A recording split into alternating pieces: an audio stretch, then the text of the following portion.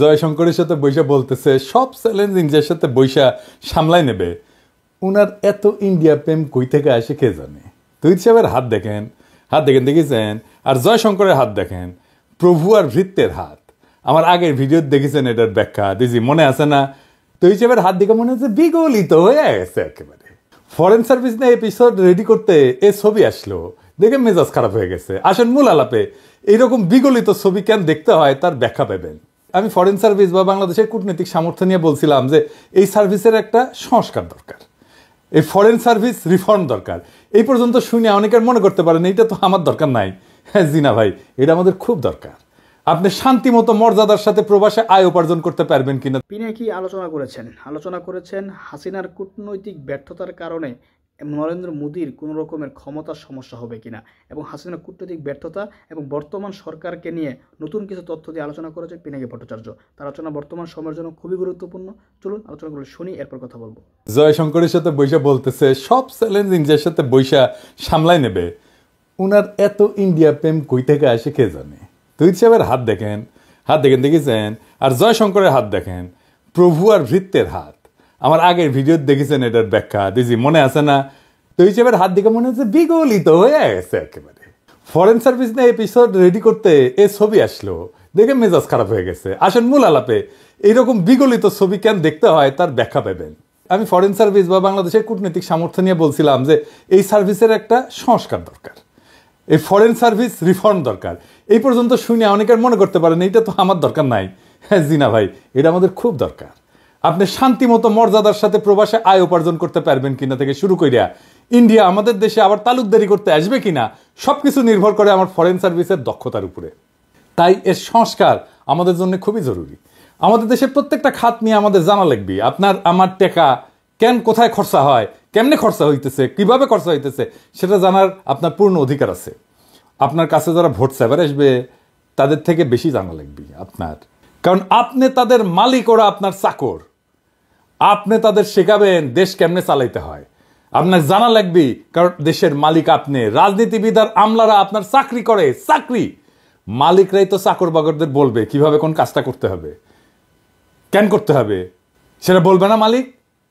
আসেন আমরা বুঝে দেখি ফরেন সার্ভিস বা আমাদের পররাষ্ট্র মন্ত্রণালয়ে কি কি সংস্কার দরকার, কেন সংস্কার দরকার। প্রথমে দরকার সাংবিধানিক সংস্কার। কেন জানেন? বাংলাদেশের সংবিধানের কূটনীতি আর আন্তর্জাতিক সম্পর্ক অংশে বলা আছে বিশ্বশান্তি প্রতিষ্ঠান নিরস্ত্রীকরণে ব্যাপক ভিত্তিক সমর্থন এবং আন্তর্জাতিক আইনের প্রতি শ্রদ্ধা ও সমর্থন। এটা কেন লেখা আছে জানেন? মানেটা কি? কেন এটা লেখা আছে? মানে কেন বিশ্বশান্তি প্রতিষ্ঠা নিরস্ত্রীকরণ বলা হয়েছিল?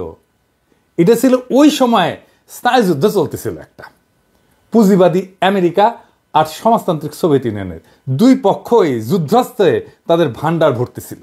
সারা দেশের দেশগুলো দুই দেশের অধীনের বলয়ে চলে গেছে। এক দল আমেরিকার বলয়, আর এক দল সোভিয়েত ইউনিয়নের বলয়।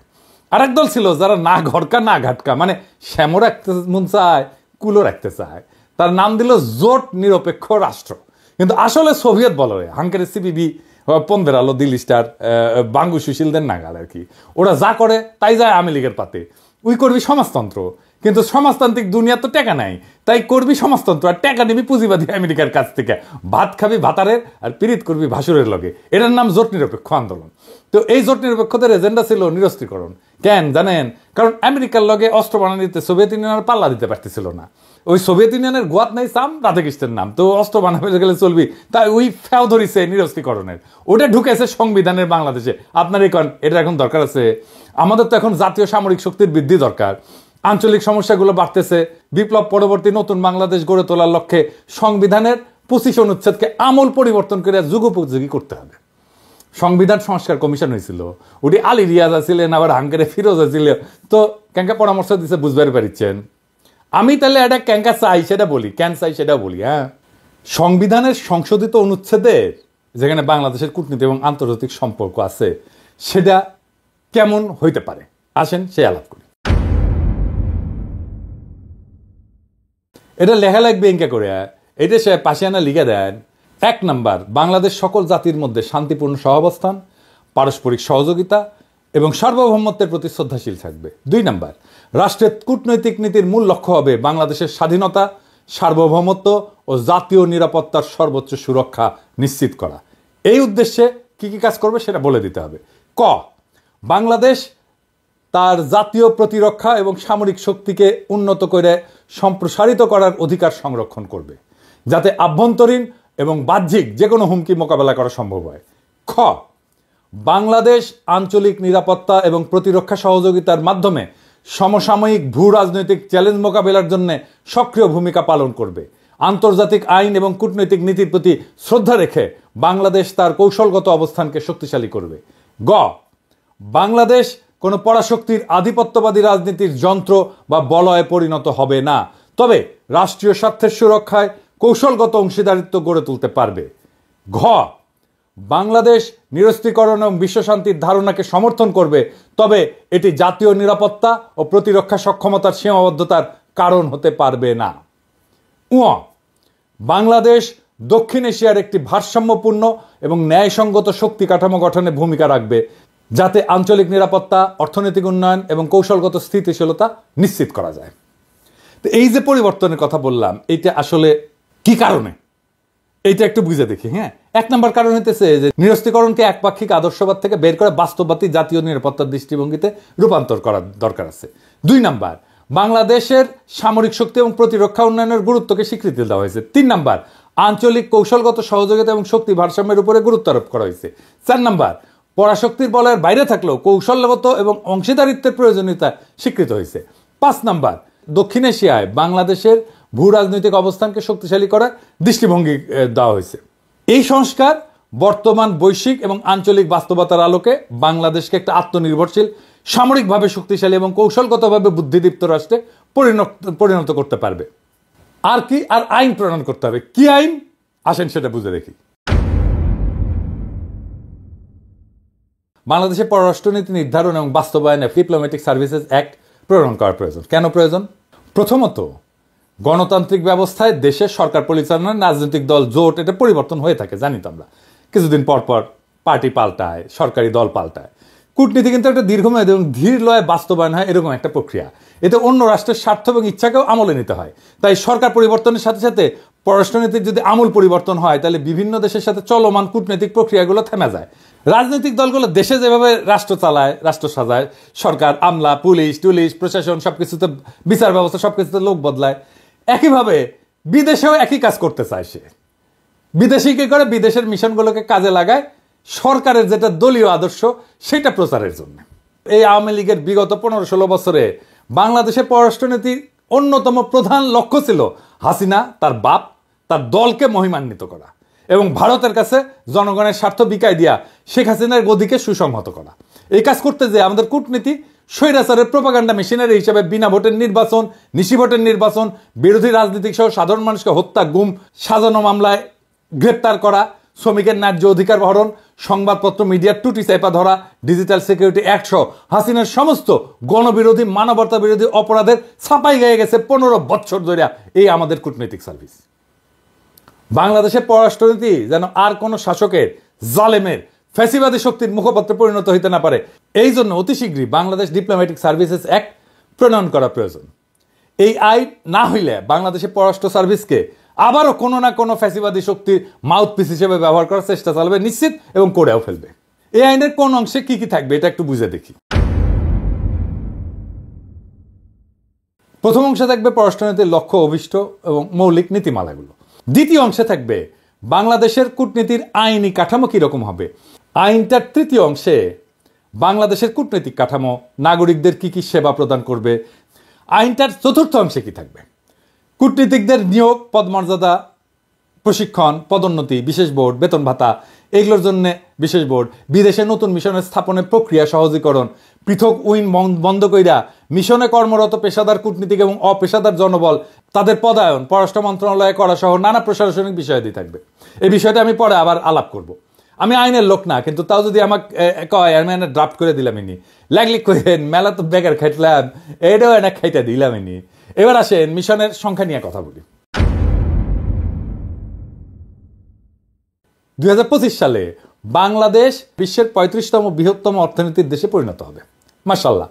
জাতিসংঘের তথ্য মতে 23 সালে জনসংখ্যার বিচারে বাংলাদেশ বিশ্বের 8ম বৃহত্তম দেশ। আমাদেরও বিশ্বের 8ম বৃহত্তম অর্থনীতি হওয়া উচিত।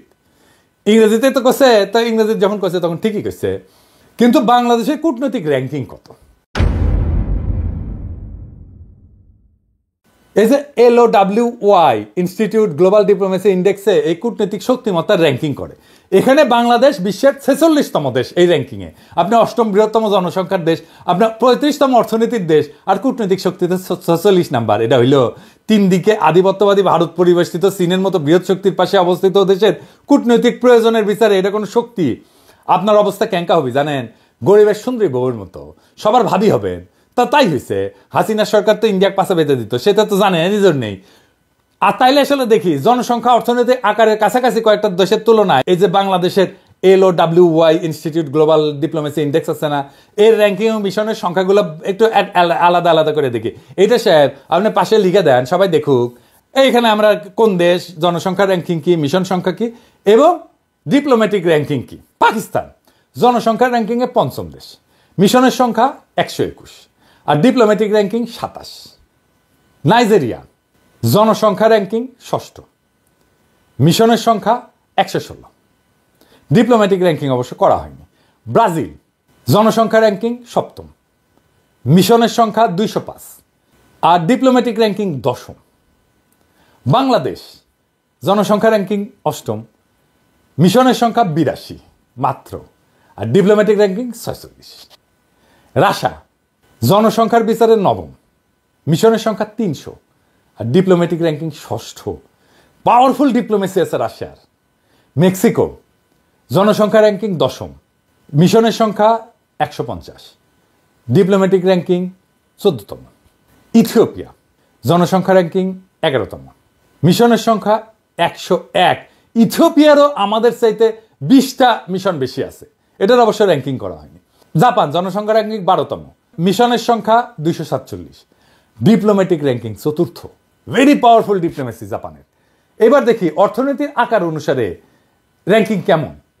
ধরেন থাইল্যান্ড অর্থনীতির আকারে র্যাঙ্কিং হইতেছে 30তম, মিশনের সংখ্যা 112 আর ডিপ্লোম্যাটিক র্যাঙ্কিং 39তম। ফিলিপাইন অর্থনীতির আকার 31তম, মিশনের সংখ্যা 109টা আর ডিপ্লোম্যাটিক র্যাঙ্কিং 40তম।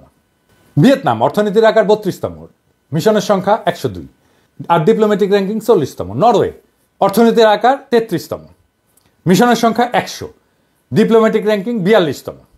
মালয়েশিয়া অর্থনীতির আকার 34তম, মিশনের সংখ্যা 110, ডিপ্লোম্যাটিক র্যাঙ্কিং 35তম।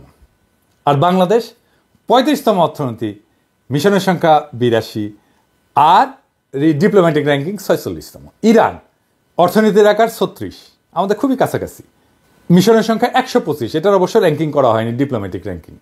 ডেনমার্ক অর্থনীতির আকার 37তম, মিশনের সংখ্যা 100 আর ডিপ্লোম্যাটিক র্যাঙ্কিং 43তম। এবার আসেন প্রতিবেশী দেশগুলোর সাথে আর একটু তুলনা করি।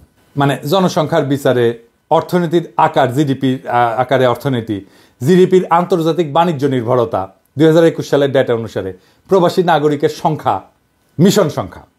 পাকিস্তান মোট জনসংখ্যা 24 কোটি, অর্থনৈতিক আকার জিডিপি 292 বিলিয়ন মার্কিন ডলার আর জিডিপির আন্তর্জাতিক বাণিজ্য নির্ভরতা 25.8%। প্রবাসী নাগরিকের সংখ্যা 76 লক্ষ, মিশন সংখ্যা 121, আমরা আগে দেখছি। ভারতের মোট জনসংখ্যা 140 কোটি প্রায়, অর্থনীতির আকার জিডিপি 2850 বিলিয়ন মার্কিন ডলার, জিডিপির আন্তর্জাতিক বাণিজ্য নির্ভরতা 37.9%। প্রবাসী নাগরিকের সংখ্যা 1,80,00,000, মিশন সংখ্যা 202। বাংলাদেশের মোট জনসংখ্যা আমরা জানি যে প্রায় 17 কোটি, আমাদের অর্থনীতির আকার 446 বিলিয়ন মার্কিন ডলার, জিডিপির আন্তর্জাতিক বাণিজ্য নির্ভরতা অনেক বেশি 35.3%। প্রবাসী নাগরিকের সংখ্যা 74 লক্ষ, মিশন সংখ্যা 82। পাকিস্তানের ইকোনমি আমার প্রায় অর্ধেক, তাও তার মিশনের সংখ্যা আমাদের 1.5 গুণ। জনসংখ্যা এবং অর্থনৈতিক গুরুত্ব এবং প্রয়োজনীয়তা বিবেচনায় 2025 সালের মধ্যেই বাংলাদেশে বৈদেশিক মিশনের সংখ্যা 120টাতে উন্নীত করা জরুরি। তো আমরা অনেকে মনে করি যে বিদেশে যে মিশন টিশন আছে তারা শুধু খরচা করে, আয় হয় না, মানে এগুলা খরচার খাত, এটার ফাউল কথা। আমরা যেমন রেমিটেন্স পাঠাই, তেমনি আমাদের মিশনগুলোও রেমিটেন্স পাঠায়, বাংলাদেশে আয় করে, বিদেশে ডলারে আয় করে। এইবার আসেন, বিদেশে বাংলাদেশে একটা ছোট আকারে মিশনের বার্ষিক ব্যয় কত একটু দেখি। এটা পররাষ্ট্র মন্ত্রণালয়ের বাজেট বই দেখলে বোঝা যায় যে মিশনের ব্যয় বরাদ্দ 5 থেকে 6 কোটি টাকা বছরে, যা আবার প্রকৃত ব্যয় হচ্ছে 4.5 থেকে 5 কোটি টাকার মতো। কূটনৈতিক যোগাযোগ বৃদ্ধি, বাণিজ্য বৃদ্ধি, এই সমস্ত বিবেচনায় বার্ষিক খরচের রিটার্ন অনেক গুণ বেশি। বাংলাদেশে কয়েকটা নতুন মিশন করছে, এর উপরে একটা ছোট্ট একটা আমি তথ্য দিই, আপনারা একটু বুঝে দেখেন যে মিশন করলে আমাদের লাভ আছে না ক্ষতি, এটা খরচা কিনা। ধরেন এই যে ব্রাজিলের রাজধানী, এখানে মিশন স্থাপনের আগে রপ্তানি ছিল 110 মিলিয়ন মার্কিন ডলার। মিশন স্থাপনের পরে রপ্তানি হয়েছে 179 মিলিয়ন মার্কিন ডলার। রপ্তানি বৃদ্ধি কত হয়েছে? প্রায় 593 কোটি টাকা। খরচা কত মিশনের? প্রায় 8.5 কোটি টাকার মতো। মিশন খোলার পরে চুক্তি হয়েছে কয়টা? 4টা চুক্তি হয়েছে। যা বাজেট খরচা যেটা, তার তুলনায় আয় বৃদ্ধি কত? 6,839%। 6,839%। আদিস আবাবা, এখানে মিশন স্থাপনের আগে রপ্তানি হয়তো 5.1 মিলিয়ন মার্কিন ডলার, স্থাপনের পরে হয়েছে 13 মিলিয়ন মার্কিন ডলার। রপ্তানি বৃদ্ধি হয়েছে কত? প্রায় 68 কোটি টাকা। আর বাজেট কত? প্রায় 6.5 কোটি টাকার মতো। মিশন খোলার পরে চুক্তি হয়েছে কয়টা? একটা চুক্তি হয়েছে। বাজেটের তুলনায় আয় বৃদ্ধি কত হয়েছে? 1030%। মেক্সিকো সিটি, মিশন স্থাপনের আগে রপ্তানি ছিল 181 মিলিয়ন মার্কিন ডলার। রপ্তানি মিশন স্থাপনের পরে কত হয়েছে? 381 মিলিয়ন মার্কিন ডলার। বছরের রপ্তানি বৃদ্ধি হয়েছে কত? 1720 কোটি টাকা। মিশনের বাজেট কত? মাত্র 7 কোটি টাকা। মিশন খোলার পরে চুক্তি হয়েছে কয়টা? 2টা চুক্তি হয়েছে। বাজেটের তুলনায় আয় বৃদ্ধি কত হয়েছে? 24,500%। এই যা বুঝা, মিশন স্থাপনের আগে রপ্তানি ছিল 2 মিলিয়ন মার্কিন ডলারের মতো। মিশন স্থাপনের পরে রপ্তানি হয়েছে প্রায় 4 মিলিয়ন মার্কিন ডলার। বছরে রপ্তানি বৃদ্ধি হয়েছে 16 কোটি টাকা। বাজেট কত? 7 কোটির মতো। মিশন খোলার পরে চুক্তির সংখ্যা কি? 2টা। বাজেটের তুলনায় আয় বৃদ্ধি কত হয়েছে? 230%। তো মিশন খুললে টাকা টাকা, তো মিশন খুললেন না কেন? আপনার শক্তিও বাড়বে, ব্যবসাও বাড়বে, আয় রোজগার বাড়বে, মাশাল্লাহ। তা আপনি মিশন খুলেন না কেন? বুদ্ধি বেশি।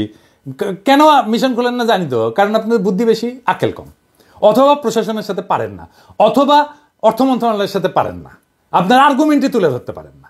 এবার আসেন আরেকটা বিষয় নিয়ে আলাপ করি। পররাষ্ট্র সার্ভিসের জন্য ফরেন সার্ভিস বোর্ড, এইটার একটা জরুরত আছে। এটা আবার কি?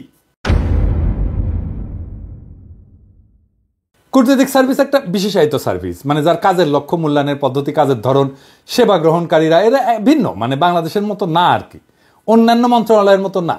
এ কাজের জন্য উপযোগী পরিচালনা পদ্ধতি, তাই প্রথাগত যে আমলাতন্ত্র আমাদের ব্যুরোক্রেসি আছে, এটা থেকে ভিন্ন হইতে হবে। এই বিবেচনায় কূটনৈতিক সার্ভিসের নিয়োগের যোগ্যতার মাপকাঠি ভিন্ন হওয়া প্রয়োজন, এর প্রশিক্ষণ পদ্ধতি ভিন্ন হওয়া প্রয়োজন।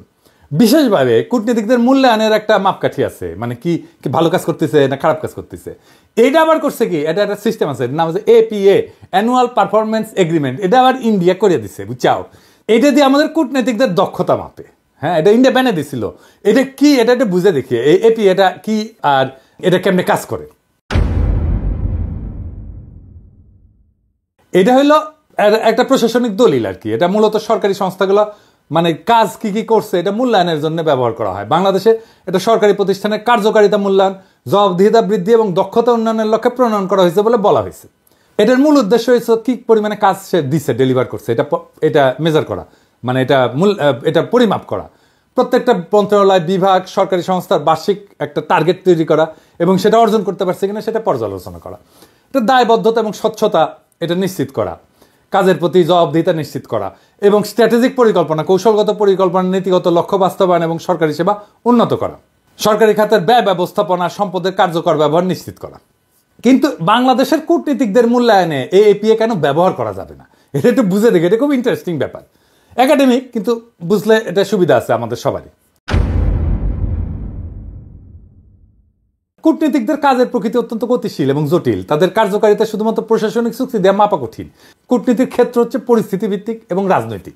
এটা শুধু সংখ্যাভিত্তিক মানদণ্ড দিয়ে বিচার করা যায় না। APA সংখ্যাভিত্তিক মানদণ্ড। কূটনীতিক কাজ দীর্ঘমেয়াদী প্রভাব ফেলে, যা বার্ষিক মূল্যায়নে ধরা যাবে না। মানে আপনার এটা ফল আসতে যদি 5 বছর সময় লাগে, তাহলে আপনি 1 বছরের মধ্যে কি দেখবেন? দেখতে পাবেন না তো কিছুই। দ্বিপাক্ষিক এবং বহুপাক্ষিক সম্পর্ক, বিদেশি লবিং, প্রভাবশালী রাষ্ট্রের সাথে নীতিগত বোঝাপড়া, এগুলো সরাসরি APA-তে দেখাই যায় না। এটাই আসলে কূটনৈতিক সার্ভিসের মূল কাজ। তাহলে আপনি APA দিয়ে করবেন কি এদের জন্য? এটা ছাড়াও সরকারের কিন্তু একটা ওভারঅল হাসিনার আমলে ভারতীয় পরামর্শ এপিএ ছাড়াও এনআইএস বলে একটা জিনিস তৈরি করছে। এটা একটা হাস্যকর পদ্ধতি। এনআইএস দিয়া কোন মন্ত্রণালয় কত ভালো কাজ করতেছে, কত দক্ষ, সেটা বের করা হয়। কিন্তু ইন্টারেস্টিং হয়েছে, এনআইএস দিয়ে যে সমস্ত মন্ত্রণালয়কে দক্ষ বলে বলা হয়েছে সেগুলোই হইতেছে সবচেয়ে দুর্নীতিগ্রস্ত এবং সবচেয়ে অদক্ষ মন্ত্রণালয়। আসেন এটা বুঝে দেখে এটা কিরকম। বাস্তবে যে সমস্ত মন্ত্রণালয় সবচেয়ে দুর্নীতিগ্রস্ত এবং অদক্ষ, তারাই এই যে মূল্যায়ন পদ্ধতি, এই যে এনআইএস আর এপিএ বললাম, এতে শ্রেষ্ঠ মন্ত্রণালয় হিসেবে স্বীকৃতি পাইছে। এটাতে কৃত্রিমভাবে সাজানো রিপোর্টের মাধ্যমে প্রশাসনকে দক্ষ এবং দুর্নীতিমুক্ত দেখানোর চেষ্টা করা হয়। বাস্তবে জনগণের সেবা নিশ্চিত করতে এই পদ্ধতিগুলা কোনো কার্যকর পরিবর্তন আনতে পারেনি।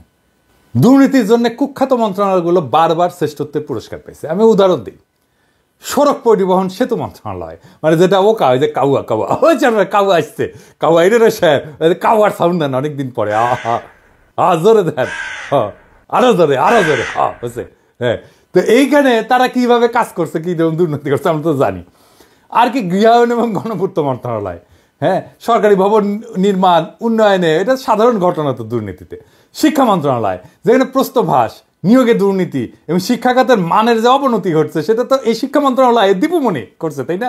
সেটা নাকি বেস্ট পারফর্মিং মন্ত্রণালয়। তাহলে চিন্তা কর, স্বাস্থ্য মন্ত্রণালয় কি হয়েছে এটা তো আমরা জানি, এখনো স্বাস্থ্য মন্ত্রণালয় সেইটার জন্য ঢুকতেছে। এই এপিআর এনআইএস এটা জনগণের সাথে প্রতারণা করে এক ধরনের ব্র্যান্ডিং টুল। এটা ব্যর্থ, অপ্রাসঙ্গিক। প্রকৃত জবাবদিহিতা, সুশাসন এবং দুর্নীতির বিরুদ্ধে কঠোর ব্যবস্থা নেওয়ার জন্য নতুন কার্যকর বাস্তবসম্মত মূল্যায়ন পদ্ধতি দরকার। আপনারাই বলেন যে সড়ক, গণপূর্ত, স্বাস্থ্য, শিক্ষা যদি সেরা মন্ত্রণালয়ের সার্টিফিকেট পায়, তাহলে ইন্ডিয়া আমাদের কেমন চাপা ম্যাট দিতেছিল তাদের একটা সিস্টেম করে দিয়া। এনআইএস আর এপিএ কিন্তু ইন্ডিয়া করে দিছে, বুঝছেন? আমাদের ব্যুরোক্রেসিও তারা এইভাবে খোড়া করে দিছিল। কূটনীতিকদের পদোন্নতি এই সমস্ত মূল্যায়নের নিরীক্ষা হওয়া উচিত না।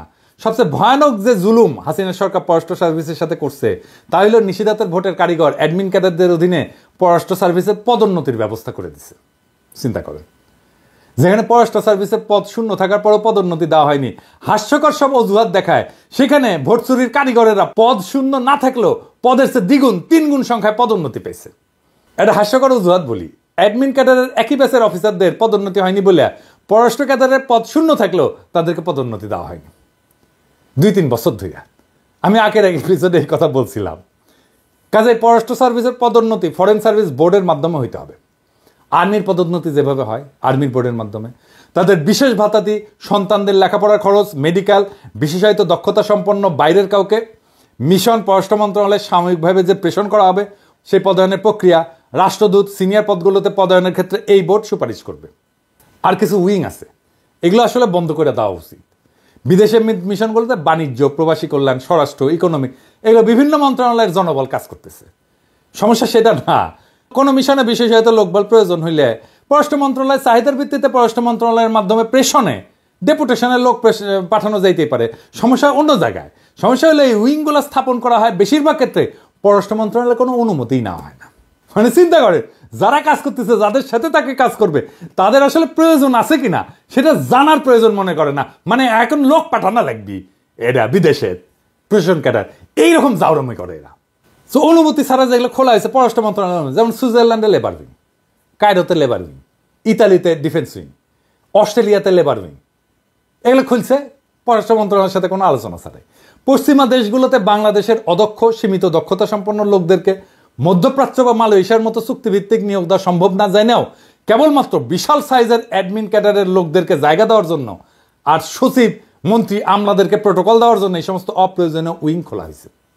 মধ্যপ্রাচ্যে বাংলাদেশি কর্মী ভাইরা বেশি সংখ্যায় থাকলেও আরামায়েশের জন্য লেবার উইং, পাসপোর্ট উইং, এসব উইং খোলা হয়েছে ইউরোপ, আমেরিকা, অস্ট্রেলিয়া। কি মজা!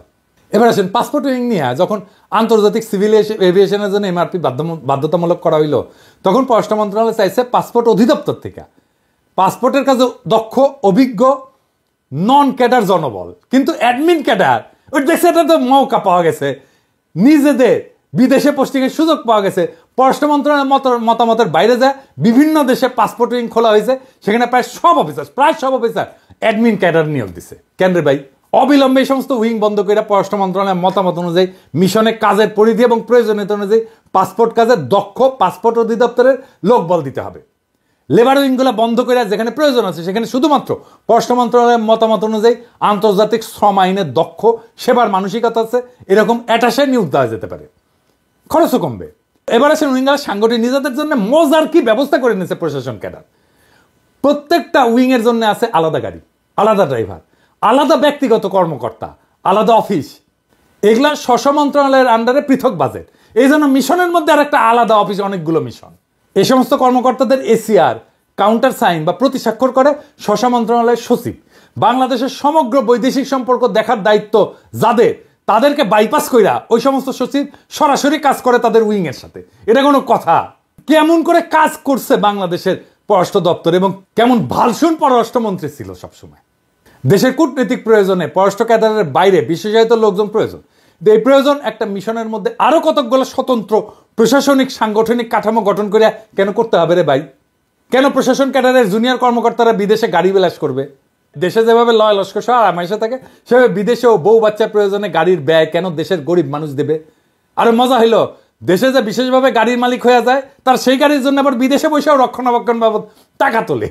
চাও একদিকে দেশে গাড়ি উবারে দেয় অথবা আত্মীয় স্বজনের কাছে বর্গা দেয়, আবার বিদেশের সরকারি খরচে গাড়ি হাঁকায়, দেশের ভাড়াঘাটা গাড়ির ব্যয় বাবদ তোলে। আবার রাতের ভোটের কারিগরদের খুশি করার জন্য কি ব্যবস্থাই না করছে হাসিনা। আমাদের সুনির্দিষ্ট প্রস্তাব হইল বৈদেশিক সম্পর্কের পুরোটার দায় দায়িত্ব পররাষ্ট্র মন্ত্রণালয়কে দিতে হবে। এটা খুবই ন্যায্য চাওয়া। মিশন হবে একটা মাত্র প্রশাসনিক ইউনিট, সেখানে কূটনৈতিক ছাড়াও বিশেষায়িত দক্ষতা সম্পন্ন অ্যাটাশে থাকবে। অন্য সার্ভিস হলে প্রেশনের মাধ্যমে, ডেপুটেশনের মাধ্যমে পররাষ্ট্র মন্ত্রণালয়ে চাকরি স্থানান্তর কইরা, আর সার্ভিসের বাইরের লোক হইলা পররাষ্ট্র মন্ত্রণালয়ে প্রয়োজন সাপেক্ষে চুক্তিভিত্তিক নিয়োগ দেবে। কিন্তু বিশেষায়িত এই সমস্ত নিয়োগ পুরোটাই হবে অস্থায়ী ভিত্তিতে, প্রয়োজনীয়তা এবং দক্ষতার বিচারে। কোনো উইং থাকতে পারবে না। মিশন হবে একক ইউনিট।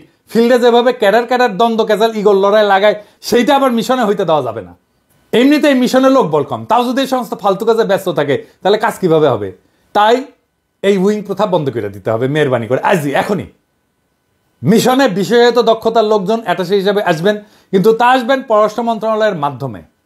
তাদের জন্য মিশনের ভেতরে আরো কতগুলো মিশন খোলার দরকার নাই। আমি এটা নিয়ে আগের এপিসোডে বলছি, এতে সরকারের খরচা কমবে। আর যেই অফিসার যেই দপ্তরে কাজ করছে তারই তো আনবো উইংয়ে, তাই না? অ্যাটাশে করে প্রশাসন ক্যাডারের একজনকে পাসপোর্ট উইংয়ে দিলাম, যে কোনোদিন পাসপোর্ট নিয়ে কাজই করে নাই, ভবিষ্যতেও করবে না। তবে তার 2 বছর ইউরোপে পাসপোর্টের দায়িত্ব দিয়ে রেখে তারপরে দেশে গিয়ে তুলা উন্নয়ন বোর্ডের পরিচালক বানিয়ে দিলাম। এটা কোনো কাজ হইল? প্রশাসন ক্যাডারকে বলবো আপনাদের লোকগুলোকে উইথড্র করেন, সসম্মানে ফেরত নিয়ে যান, গাড় পেলি কইরেন না, বুঝছাও?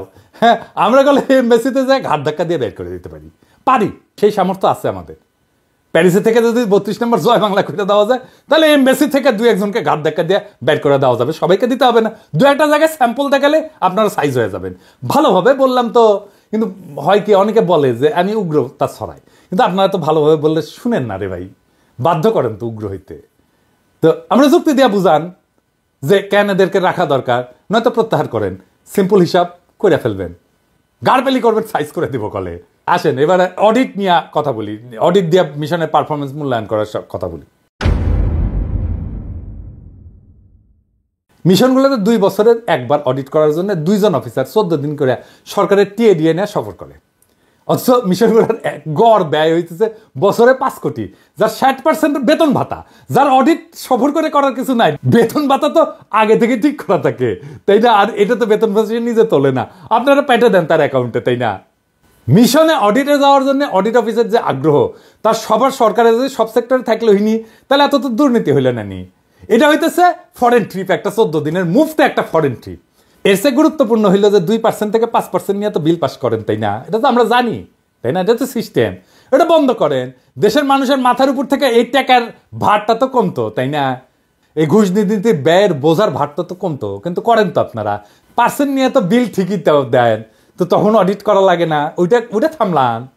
আপনাদের এই 5-6 কোটি টাকার ব্যয়ের অডিট নিয়ে, যার বেশিরভাগই হইতেছে বেতন ভাতা, সেটা নিয়ে আপনাদের কুরকুরানি দেখলে মেজাজ কলে খারাপ হয়ে যায়। মিশনগুলোতে অডিট আপত্তি হয়, এবং আর আপত্তি হয় কি জানেন? আপত্তি হয় কি, সেটা মজার একটা ব্যাপার, আর কত কমু আর কি। এটা হইতেছে দেশের যে প্রকিউরমেন্ট রুলস আছে, এইটা আবার এদেশে এসে পালন করতে হয়। এই আইন আছে, এটা আইন না থাকলে আপত্তি দেয়। আমি তো ফ্রান্সে থাকি, ফ্রান্সে কোনো পণ্য সেবা এটা কেনার জন্য কোটেশন আনতে হলে টাকা দিতে হয়। আবার কোটেশন না থাকলে অডিটে আপত্তি করতে, তা মাইশন কই যাবে? এটা বাংলাদেশের মতো না যে চাইলে কোটেশন দিয়ে দিবে, তা তো না, টাকা দিবেন কোটেশন দিবে, তো মিশন যাবে কই? ধরেন এক এক দেশের স্কুলের একটা মিনিমাম এইজ এক এক রকম আছে না, কিন্তু দেশ থেকে নিয়ম করে দেওয়া হয়েছে যে 6 বছর না হইলে টিউশন ফি সরকারি খাত থেকে নেওয়া যাবে না। এখন ধরেন যেই দেশে 5 বছরে স্কুলে যাওয়া বাধ্যতামূলক, যেই দেশে, সেই দেশে কি করবে কূটনীতিকের বাচ্চারা? না পড়ায় বসে রাখবে ঘরে? অনেক উন্নত দেশেই সরকারের যে টাকা, সেই টাকা দিয়ে 2 বাচ্চা পড়ানো যায় না, বাধ্য হয়ে তার বাচ্চাকে ওই দেশের স্থানীয় ভাষায় স্কুলে পড়াইতে হয়। 2 বছরের জন্য একজন ধরেন ফ্রান্সে আসছে, তোর বাচ্চাকে ফ্রেঞ্চ স্কুলে পড়াবে, ও তো ল্যাঙ্গুয়েজ শিখতেই 2 বছর লাগবে রে ভাই। তো কূটনীতিকদের সন্তানেরা যে ইংলিশ মিডিয়ামে পড়তে হয়, এটা তো বিলাসিতা না, এটা তো নেহায়েত প্রয়োজন। আপনি বাচ্চাদের কথা চিন্তা করবেন না, তো জীবন ধ্বংস হয়ে যাবে তোরে ভাই 2 বছর পর। দর্শক, পিনাকির আলোচনা শুনেছেন, শুনে বুঝতে পেরেছেন যে হাসিনা কূটনৈতিকভাবে কীভাবে ব্যর্থ হয়েছে, এবং ব্যর্থ তো হয়েছে বরং তার নাম নিশানাও এবারের মাধ্যমে হয়তো বা বাংলাদেশের রাজনীতি থেকে উঠে যাবে। তো পিনাকি যে বিশ্লেষণ বা যেই সুন্দর উপস্থাপনা করেছেন দেশের জন্য, দেশের মানুষের জন্য, তার প্রত্যেকটা কাজই আমি বলি রাষ্ট্রের জন্য খুবই উপকারী। তো এই কাজগুলো তিনি নিজে থেকে পরিশ্রম করে করতেছেন। তো এই জন্য বাংলাদেশের মানুষের তাকে ধন্যবাদ দেওয়া উচিত। তো আপনারা যারা শুনেছেন, আপনাদের ব্যক্তিগত মতামত কমেন্ট বক্সে কমেন্ট করবেন।